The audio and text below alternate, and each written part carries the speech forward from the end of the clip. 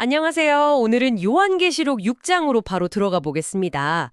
어린 양이 봉인을 떼면서 벌어지는 일들, 그 상징들을 한번 파헤쳐 보죠. 네, 요한계시록 6장. 정말 강렬한 이미지들이 많죠. 심판의 시작을 알리는 그런 장입니다. 첫 번째 봉인부터 시작할까요? 흰 말이 등장하잖아요. 탄 사람은 활을 가졌고 면류관을 받고. 네, 맞아요. 이기려고 나아간다고 하죠. 보통 이걸 이제 정복으로 많이 해석합니다. 정복이요?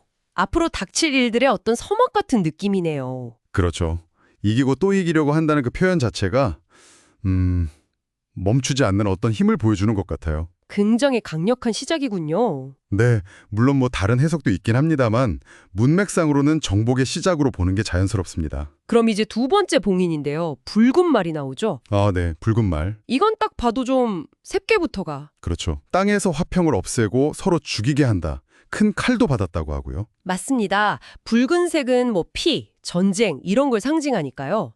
첫 번째 그 정복이 이제 구체적인 분쟁, 살육으로 이어지는 거죠. 평화가 사라지는 거네요, 그러니까. 네. 땅의 안정이 그냥 무너져 내리는 그런 상황을 보여줍니다. 자, 그럼 세 번째는 검은 말이네요. 손에 저울을 들고 있고요. 네, 저울. 밀 한 대가 한 데나리온, 보리석 대가 한 데나리온이다 이런 소리가 들린다고 하죠. 이게 당시 하루 품삯이라고요. 네, 맞아요.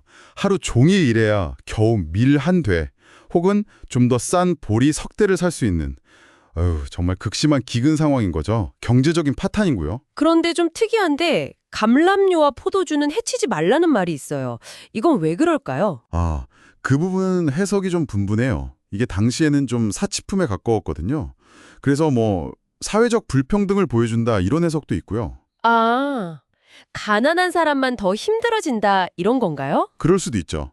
아니면 아직은 완전한 파멸이 아니라 좀 제한적인 심판이라는 걸 보여주는 상징이다.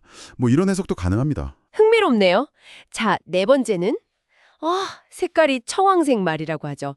시체 색깔. 네, 그렇죠. 좀 섬뜩한 색이죠. 탄 사람의 이름은 사망이고 음부가 그 뒤를 따른다고요? 네, 이 네 번째 말은 앞선 그 세 가지 재앙, 그러니까 전쟁, 기근, 또 뭐 질병 같은 죽음들, 이걸 다 합쳐놓은 듯한 모습이에요. 정말 총체적인 재앙이네요.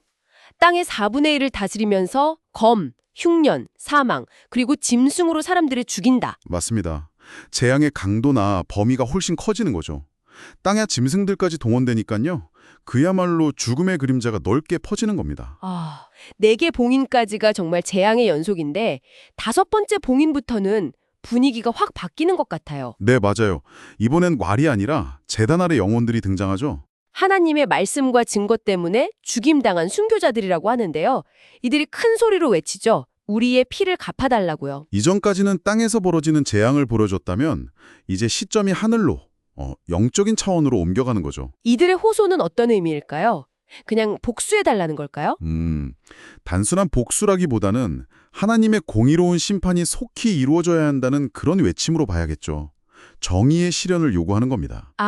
그렇군요. 근데 바로 심판이 이뤄지는 게 아니라 흰 두루마기를 받고 좀 더 기다리라는 응답을 받죠. 네, 아직 하나님의 때가 아니라는 거죠.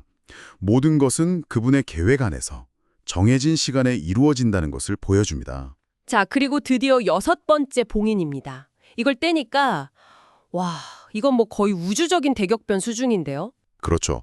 정말 엄청난 사건들이 벌어지죠.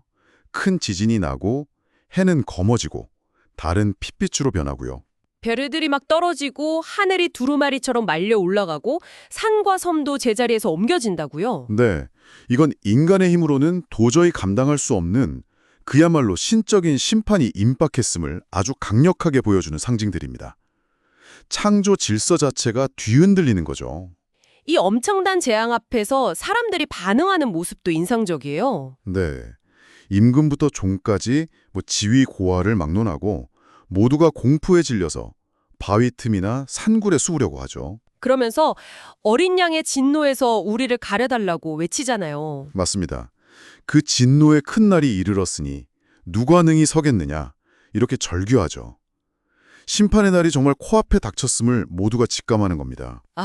정말 6개 봉인이 떼어지면서 정복부터 전쟁, 기근, 사망, 순교자의 호소, 그리고 이 우주적 격변까지 정말 숨가쁘게 달려왔네요. 네, 그렇죠.